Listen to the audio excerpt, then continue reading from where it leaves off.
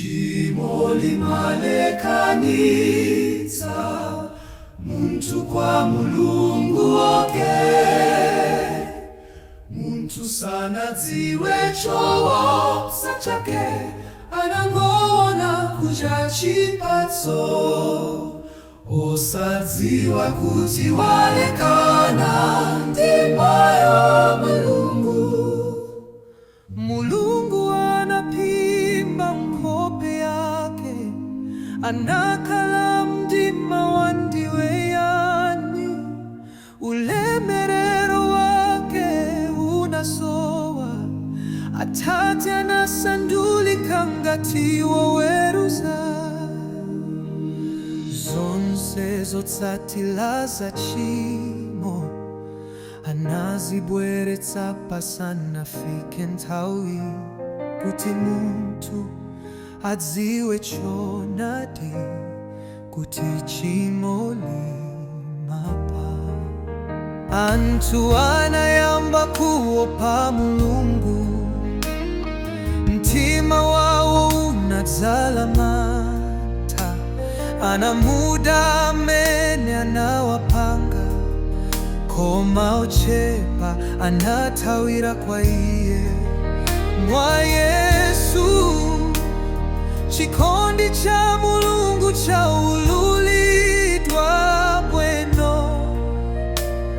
Chifundo chake chayamba kuyenda, tikuona chikondi chosatha pamtanda.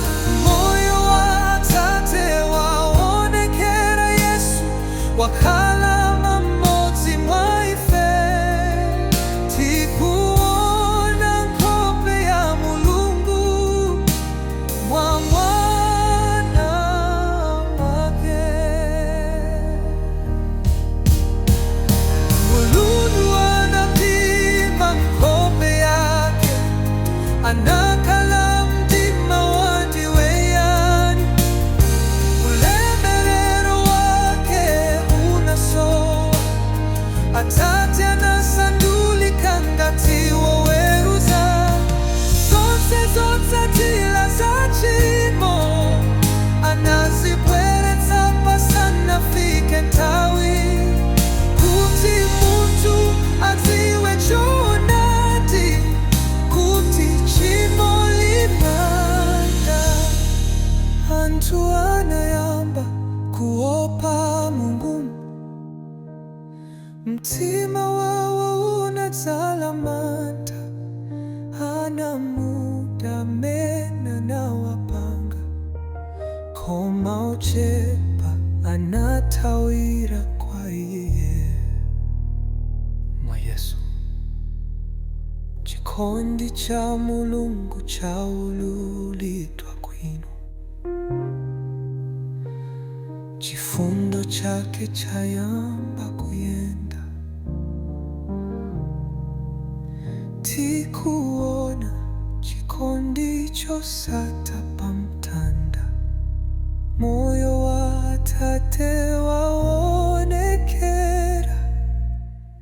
Yesu, wakhala mmodzi mwa ife. Tikuona